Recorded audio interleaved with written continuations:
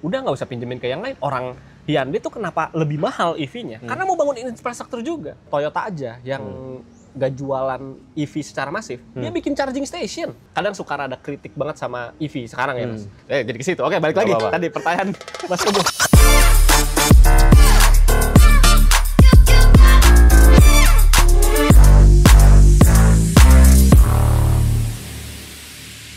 Lu gini aja Mas, gaji yang cocok gitu. Mas, kita bahas gaji yang cocok ya? Gaji yang cocok gitu. Terus nanti itu punya gua.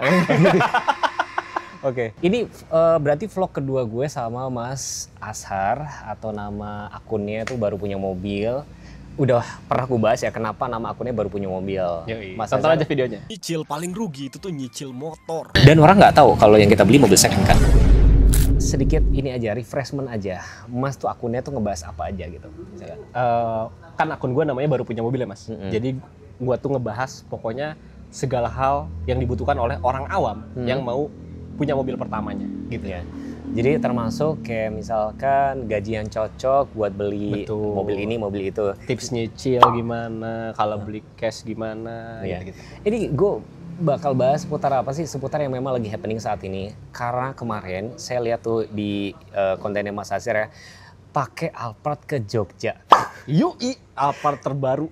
Boleh sharing nggak Mas? Maksudnya kayak sekarang kan, kemarin kan sempat heboh juga tuh. Jadi ada, gue nggak tahu siapa yang nyebarin hoax gitu, bukan? Itu hoax. Oh, yang poster ya? Oh, itu gue udah pernah confirm ke Toyota langsung tuh. Dan ternyata itu yang bikin bukan dari ATPM. Karena iklannya tuh bahasanya kayak nggak enak ya? Iya. Nyebutnya apa sih, kayak julid ya? Waktu Anda terlalu berharga untuk sekedar nunggu charging gitu. Iya, kira-kira gitulah. Padahal sebenarnya kalau kita ngomong ya, isi bensin tuh ngalamin. Berapa lama ngisi bensin? 5 menit lah. Gak tau ya, selama gue ngisi pakai Alphard, gue kan selalu ngisi Pertamax tuh, nggak pernah ngantri. Oh, nggak pernah ngantri ya? Nggak pernah ngantri kalau Pertamax. Oh, berarti memang bener ya, sebenarnya bahasanya 5 menit, 10 menit ya? Iya, segitu. 10 menit ya, katakan 10 menit. Terus kalau ngecas? Wah, gue nggak tahu. Kalau, maksudnya gue belum pernah pakai EV, jadi kayak, berapa ya? Kalau fast charging sih cepet kali ya. Kan klaimnya 30 menit 30 kan? menit ya? Jadi paling yang harus di-upgrade itu adalah supirnya juga sih, Mas.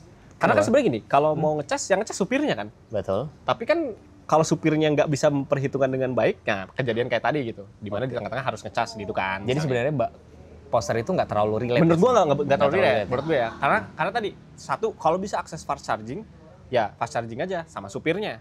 Sambil nunggu apa segala macem kan. Kayak gitu. Nah, tapi ada concern gua tuh satu Mas. Gua kan pakai ke Jogja. Yes. Gua pakai ke gunung. Gua pakai ke pantai. Selama gua lewat jalur. Nggak seru gak sih? Nah, itu impresi pertama gua Mas. Satu masalah tenaga, kedua masalah gasruk. Gua tuh kan 9 orang gua masukin Alphard. 3 anak-anak. Banyak banget dong. 3 anak-anak, 6 dewasa. Barang full gitu kan, bagasi belakang, nggak gasruk sama sekali. Nggak gasruk. Padahal itu di Gunung Kidul tuh kan jalan juga nanjak sambil gini-gini turun Gua segala tahu, macam. karena pas lebaran tahun kemarin gue kesana ya? itu agak kayak takut kan. Makanya kemarin gue sempat DM kan, Mas itu nggak gasruk gitu kan ya kan. Bahkan kemarin gue sampai sempat bikin komparasi sama Xpeng X9 sama Denza.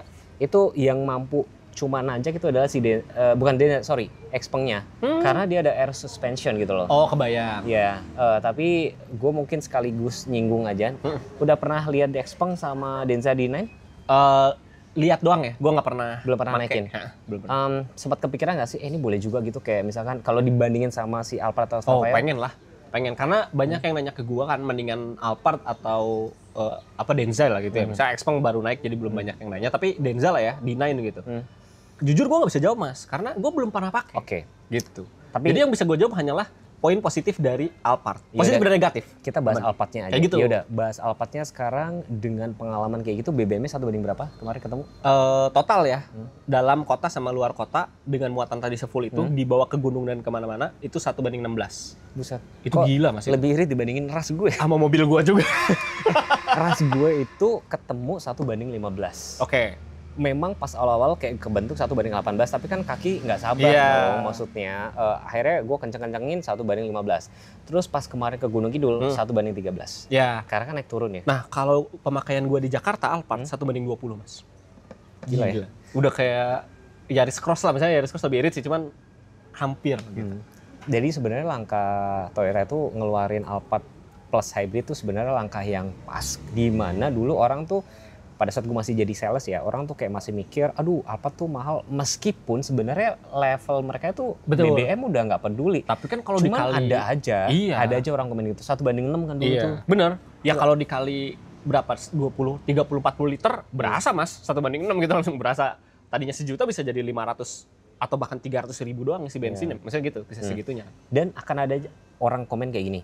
Aduh, ngapain ya return BBM kalau hotel masih harus bayar juga? Nggak salah, jangan salah maksudnya. Selisih lebih irit, lu bisa upgrade hotel yang lebih bagus. Betul. Bener ya? Hotel yang lebih bagus, terus bahkan lu bisa beli mobil lagi gitu kan. Misalnya kayak, kalau itu dipakai daily. Apalagi tadi ya, bos-bos, pejabat, artis, kan dipakai daily. Kerasa itu bensin. Nih kalau, makanya EV kenapa Denza laku menurut gua. Ya kenapa itu? Karena semakin irit. Yang tadinya kayak, ini hybrid udah irit, terus kayak, semakin irit lagi buat daily. Tapi kan prestisnya beda, maksudnya gini loh, Alphard gitu loh. Betul, Alphard udah generasi keempat. Ya kan, maksudnya kayak lu naik kereta kencana dari Jepang ibaratnya kan, bener gak? Iya kan, maksudnya kayak lu tetap Alphard. Jadi menurut gua kalau yang beli Denza ini kenapa dan kok maksudnya kok mau gitu loh, maksudnya kan prestasinya beda kan. Kebayang. Sebelum ke situ tadi sorry, gue agak potong dikit, gue mau cerita, kan gue bawa ke gunung segala macam itu ya. Gue nggak nemu satupun SPKLU, jujur aja. Di jalan ya, gue nggak tahu kalau harus masuk kemana gitu ya. Tapi gue nggak nemu. Nah itu yang menurut gue nggak bisa di cater sama Denza untuk saat ini. Ya masalah infrastruktur kayak gitu. Menurut gue tuh pengen nge-push gini juga teman-teman. Dan menurut gue semuanya harus nge-push. Merek-merek mobil Cina ini yang bawa EV, terutama EV ya. Harus mau bangun infrastrukturnya juga di sini. Gue nggak perlu sebut brand ya. Okay. Ada salah satu brand yang, gue ini dari yang pihak yang bisa dipertanggungjawabkan omongannya. Kan waktu itu brand itu bilang nanti kita bakal bangun ini, tapi nyatanya enggak. Karena dari orang dalamnya bilang, wah ngapain kan sudah ada bikin PL. Exactly. Bahkan kan sempat bikin kayak berantem kan. Betul. Dulu Hyundai sempat memperbolehkan brand lain untuk ngecas, tapi populasi Hyundai-nya sekarang sudah banyak sehingga nggak fair juga kan. Makanya gue setuju sama Hyundai waktu itu. Udah nggak usah pinjemin ke yang lain. Orang Hyundai tuh kenapa lebih mahal EV-nya? Karena mau bangun infrastruktur juga. Toyota aja yang nggak jualan EV secara masif, dia bikin charging station. Ya itulah makanya ya. Maksud gue kayak, nah itu yang pengen gue push. Jadi kenapa sih gue tuh kadang suka ada kritik banget sama EV sekarang ya Mas? Jadi ke situ. Oke, balik lagi. Tadi pertanyaan Mas Teguh. Kenapa bisa laku banget padahal lebih prestigious Alphard? Yes. Ini teori gue nih Mas ya.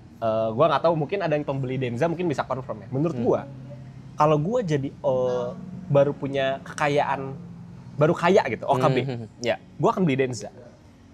Karena Alphard harganya kemahalan Mas. Bayangin 1,7 M. Yang hybrid, paling mahal ya. Kalau misalnya gue mau beli Alphard, berarti kekayaan gue minimal 2 kali lipat dari itu dong. Gak mungkin gue punya uang 2 M. Kayak nggak mungkin ya. Langsung gue habisin. Minimal 3 kali lipat sih Mas. Nah, bahkan 3 kali lipat. Itu juga gue nggak berani sih. Iya kan? Misal gue punya uang 1,7 M atau 2 M dah. Gue langsung beliin Alphard, langsung habis kekayaan gue. Iya. Nah, lebih masuk akal gue punya duit 2 M, gue beliin Denza. Gue masih punya kelebihan 1 M buat bisnis gue.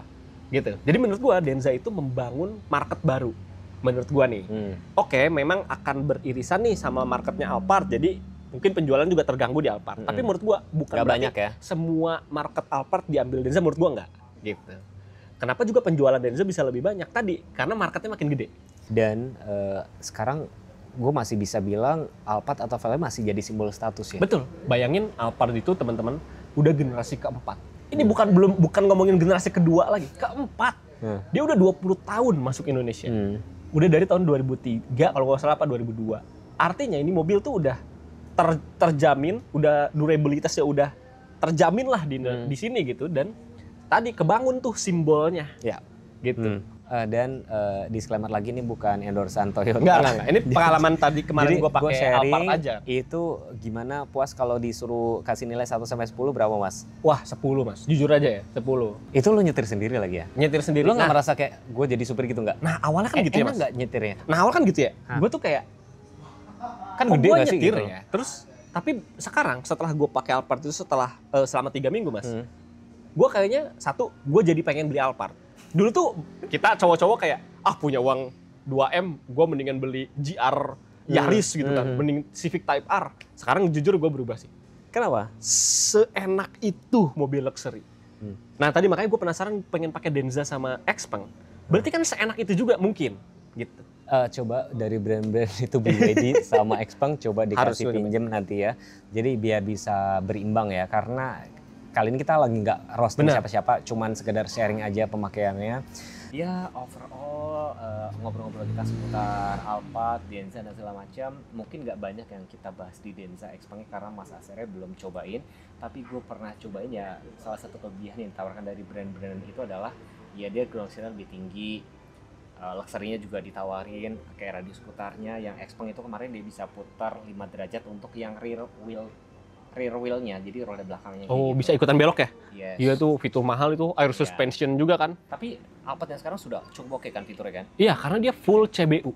Jadi salah satu mobil Toyota tuh sedikit yang full CBU dan salah satunya adalah Alphard. Artinya itu yang ngetoknya itu yang bikinnya tuh orang Jepang langsung. Ya, jadi secara quality sama build quality nggak usah. Mahal sebenarnya menurut gua ya salah satunya perpajakan juga kan.